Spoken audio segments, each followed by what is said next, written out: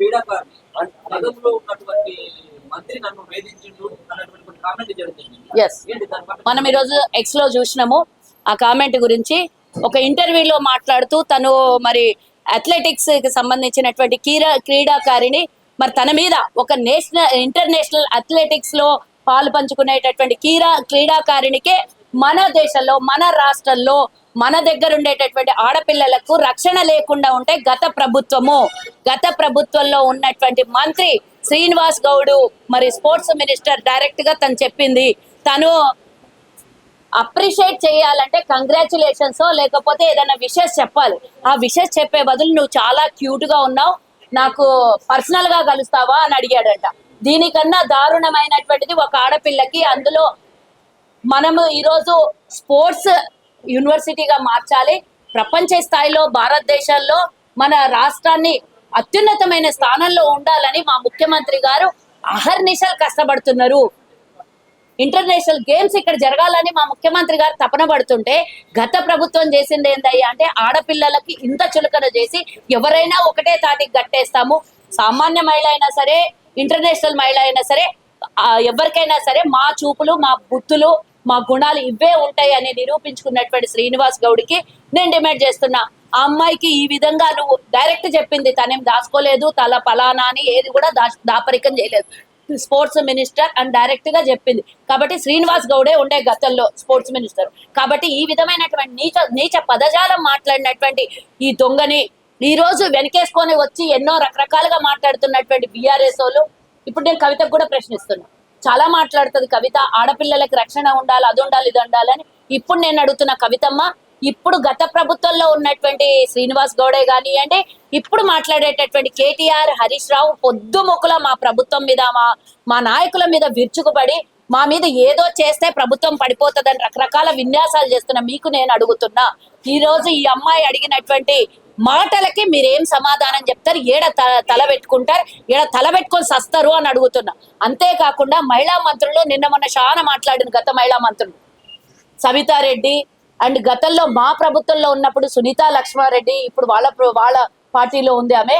కాబట్టి వీళ్ళందరూ మంత్రులుగా ఉన్నటువంటి మహిళా మంత్రులు అవసరం లేని చోట తగుదునమ్మా అని వస్తారు కదా.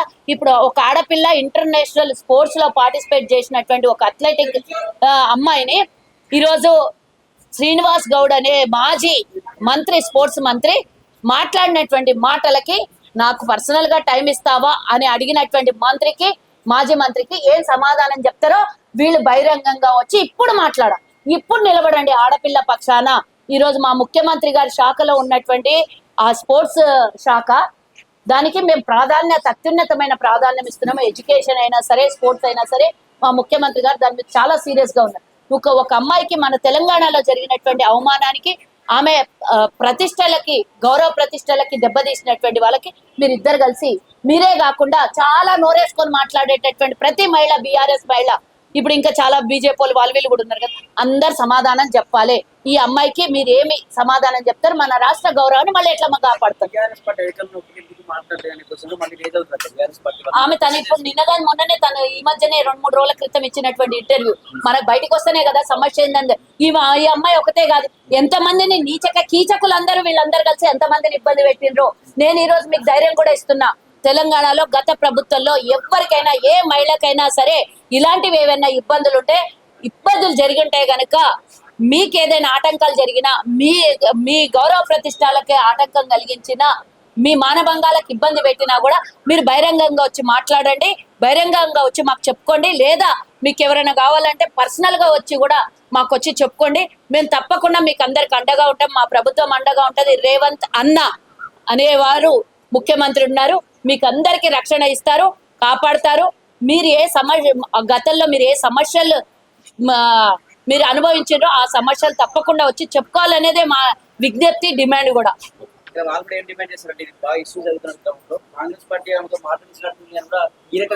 అసలు రామ్లమ్మ అనేట ఆమె ఇంటర్వ్యూ తీసుకుంది ఆమెతోని. ఆమె కాంగ్రెస్ పార్టీది పొద్దున్నేస్తే కాంగ్రెస్ పార్టీని తిట్టేటామె. ఆమె మా గురించి ఫేవర్ గా చేసేదో లేదా మా కోసం ఇంటర్వ్యూలు తీసుకునేటటువంటి వ్యక్తి కూడా కాదు. కాబట్టి మేము మాట్లాడిస్తే ఆ అమ్మాయి స్వయాన వచ్చి, ఒక ఆడపిల్ల వచ్చి స్వయాన ఇంటర్వ్యూలో చెప్తాదని మీరు ఎట్లా అనుకుంటారు? అంటే దుర్మార్గులకు ఎక్కడికి కూడా నీచానికి దిగజారుతారా? అమ్మాయికి మానం మర్యాద ఏం లేదా? వచ్చి బహిరంగంగా అట్లా చెప్పుకుంటుందా? ఎవరన్నా ఆడపిల్ల నేను చెప్పమన్నా అంటే నువ్వు చెప్పేస్తావా? అమ్మాయికి గౌరవ మర్యాదలు లేవా? మన తెలుగింటి ఆడపిల్ల వచ్చి ఆ విధంగా వచ్చి చెప్పేస్తుందా బయటకు చెప్పమనంటే? చెప్పండి నాకు, ఏ రకంగా ప్రేరేపితం అయితే చెప్తారో వాళ్ళే చెప్పాలి. వాళ్ళు గతంలో ఏమన్నా ఇట్లాంటివి చేసిండ్రా? కాబట్టి నేను అడుగుతున్నాను, నేను డిమాండ్ చేస్తున్నా, మహిళా మణులందరూ కూడా, శిరోమణులందరూ కూడా, బీఆర్ఎస్ లో ఉన్న శిరోమణులు, అతిరథ మహారథ మహిళలందరూ కూడా ఇప్పుడు సమాధానం చెప్పండి. ఈ శ్రీనివాస్ గౌడ్ ని నడి రోడ్డు మీద ఈడ్చి కొడతారా, లేదా అప్పుడు జరిగినటువంటి ఇలాంటి సంఘటనలు మీరు అందరూ మర్యాదగా బయటికి తీసి వాళ్ళందరికీ క్షమాపణలు చెప్పిస్తారా అని అడుగుతున్నా. తప్పకుండా నేనే చెప్పిన, మీరు అడగక ముందు నేనే చెప్పిన. తప్పకుండా మా ముఖ్యమంత్రి గారి శాఖ ఇది కాబట్టి తప్పకుండా దాని మీద చర్యలు ఉంటాయి. తన తప్పకుండా కంప్లైంట్ ఇవ్వాలని కూడా మేము రిక్వెస్ట్ చేస్తున్నాం తనకి. ఇలాంటి సమస్యలు ఎవ్వరివి కూడా గతంలో అనుభవించి ఉంటే ఎవరైనా సరే తప్పకుండా కంప్లైంట్లు కానివ్వండి. మీరు మాకొచ్చి ఎవరికైనా, మా నాయకులకు కానీ, మా గవర్నమెంట్ లో ఉన్న ఏ ప్రభుత్వ అధికారుల దగ్గరికి వెళ్ళినా కూడా తప్పకుండా మీకు రక్షణ ఉంటది. అది చేసినటువంటి దుర్మార్గులు ఎవరైనా సరే ఎవరిని కూడా ఉపేక్షించం.